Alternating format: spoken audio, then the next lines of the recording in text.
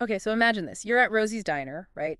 The smell of coffee and greasy food, all the sounds of a busy diner, plates clanking, people talking. Yeah, like the sizzle of the grill. Exactly. And our waitress Maggie, she's hustling, trying to keep up with all the orders, Uh-huh. hoping those tips will add up to help her pay her bills. Just trying to make it through another day. And she has no idea that she does something almost instinctive is about to completely change her life. And that's what we're diving into today, this wild story, all because of something that happened in this totally ordinary diner. Right, from a Celebrity Matrix YouTube transcript we found. And it's about how Maggie stood up for someone and it caused like a total ripple effect way beyond just Rosie's Diner. It's crazy, and we're gonna really break it down. Look at what happened to Maggie, why she did what happened right after, and then this totally unexpected twist that happened like the very next day. Yeah, it's like a chain reaction.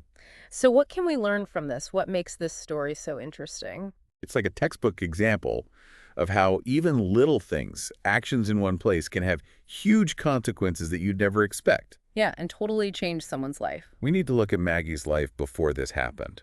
The moment she decided to act and everything that followed.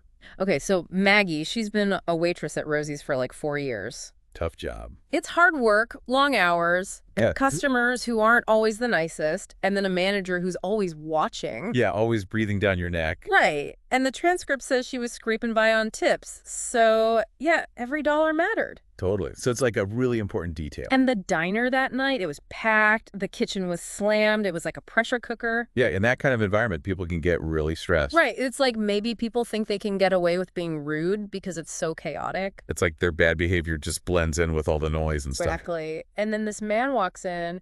He's described as quiet and polite, wearing just a regular button-down shirt. Didn't stand out at all. He sits down, keeps to himself, no problems. But then these two guys at the next table, they're wearing suits and they start making fun of him. Oh, man. And it's not just joking around, it's mean-spirited and really targeted. So what do they say?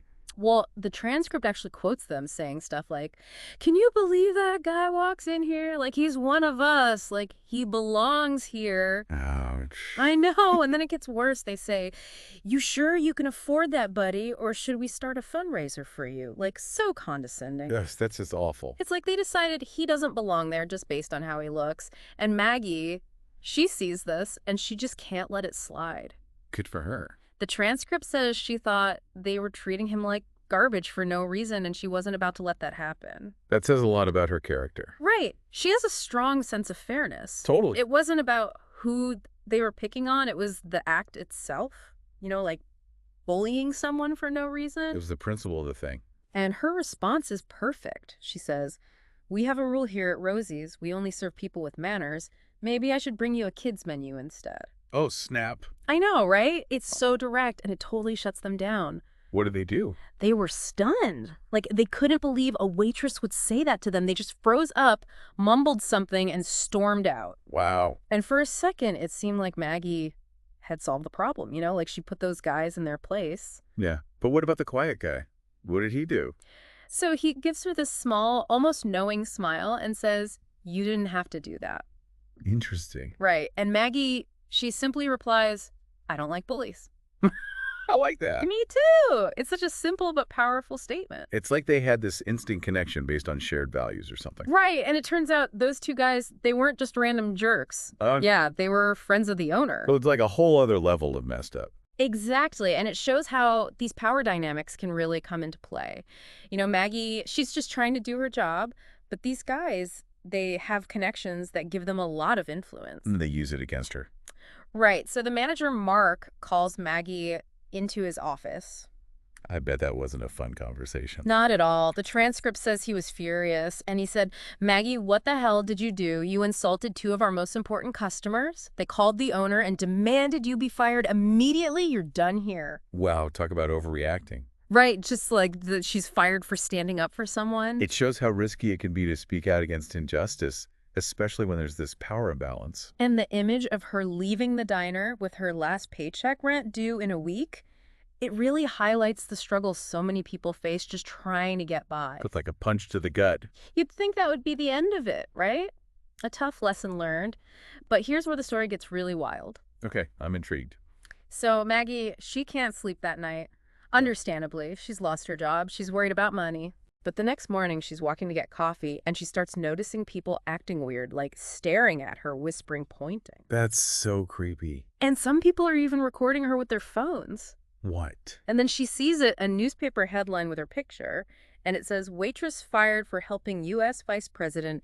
Internet explodes over unbelievable act of kindness." Oh my God, so the quiet guy. Was JD Vance the Vice President of the U.S.? No way. Yeah, it's crazy. That's insane. And this is where the power of social media comes, and Maggie's actions at the diner, they were witnessed by other people, and it spread online like wildfire. Went viral. Totally. The hashtag Justice for Maggie started trending. Celebrities were tweeting about it. News channels picked up the story. It's amazing how fast things can spread these days. But it's like her small act of kindness became this huge national news story. And it all happened overnight. Right. One day she's worried about paying rent. The next day she's the center of attention. That's a wild turn of events. And then she gets a text from an unknown number. It says, "Maggie, this is JD Vance. I need to talk to you. Call me when you can." What did she think? She was like, "Is this really you?" I mean, it must have felt so surreal. Can you imagine? And then Vance texts back, "Meet me for coffee. Let's talk in person. I think you'll want to hear this." So mysterious. I know, right? So they meet at this cafe on Fifth. Okay, what happened? So Vance is wearing the same button-down shirt as at the diner, like he's trying to keep things casual. Down to earth. And he tells Maggie, "You did something yesterday that not many people would have done. You stood up for a stranger, and because of that, you lost your job. It shouldn't be." He's acknowledging what she did was right. Exactly. And then he says something completely unexpected. "I want to offer you a job, not charity, a real job working for me." Whoa, hold on, he's offering her a job? Yeah, just like that. Because of what she did and the public outcry that followed. That's amazing. And his reasoning is interesting. He says he needs someone who's not afraid to speak up, someone who sees people not status, not power, just people. He admires her character. Right. And he says her lack of experience in politics doesn't matter. He needs someone, he can trust someone who can help him stay connected to real people. Like someone who understands the struggles of everyday folks. Exactly. And it's like he saw in Maggie this genuine quality, a real connection to the everyday world that he felt was missing. It's like he wanted to bring someone like her into his world. But just when it seems like everything's going great, the story takes another turn. Oh, another twist. Those two guys from the diner, they show up at the cafe with this older man. The ones who were making fun of Vance. Yeah, and the older guy, he's described as having this cold, calculating look. That's intimidating. Right away, the atmosphere changes. Vance gets this serious look on his face, and the older man says to Maggie, "You're making quite a name for yourself, Miss Harper. I was disappointed to hear that you were meeting with the vice president. You see, there are people who don't appreciate what you did yesterday. Stay out of things you don't understand." It sounds like a threat. It totally is. And Vance, he asks, "Is that a threat?" And the older guy just shrugs and says, "Just some advice." That's chilling. It shows they're not messing around. And that Maggie might be in danger. And Vance even gives her a chance to walk away, like to avoid any more trouble. What does she say? She simply says, "When do I start?" She's so brave. I know she's not backing down, even though she knows there might be consequences. It's like she's doubled down on doing the right thing. And then Vance gives her a folder with details about her new job. She'll be working on his public outreach team, focused on connecting with the working class and people who feel forgotten. Wow, what a perfect fit. Right, there's an official contract and a big salary increase. Her life has totally changed. But the threats don't stop. She gets a phone call, and it's silent for a few seconds. And then this low voice says, "You should have listened." And then the call ends. That's terrifying. It shows that there are powerful people who are not happy with what Maggie did and that she might be in real danger. It's scary to think about. But the transcript ends with both Maggie and Vance determined to keep going, to not let the threats win. It's like they're both committed to fighting for what's right. So Maggie's life, it changed completely in just a few days. From a struggling waitress to working for the vice president, all because she decided to stand up to some bullies. It's amazing how one small act can have such huge consequences. It really makes you think about the impact we can have, even when it seems like we're just doing something small. What does Maggie's story tell us about the power of standing up for others, even when it's hard? And what about the role of unexpected allies? People who come into our lives and support us when we need it most. It's like a reminder that there are good people out there who are willing to stand up for what's right. And what about the speed at which things can spread online? Yeah. how quickly things can go viral. It's like a double-edged sword. It can be used for good or bad. So this deep dive into Maggie's story, it brings up a lot of questions. What are the consequences of speaking out against injustice in a world where our actions can be seen by millions of people? It's a whole new level of responsibility. And what challenges will Maggie face in her new role? It's not going to be easy, that's for sure. And what does this story say about the relationship between social media, individual courage, and the potential for both good and bad outcomes? That's a really good question. It's a lot to think about. It really is. And it makes you wonder what will happen next in Maggie's story.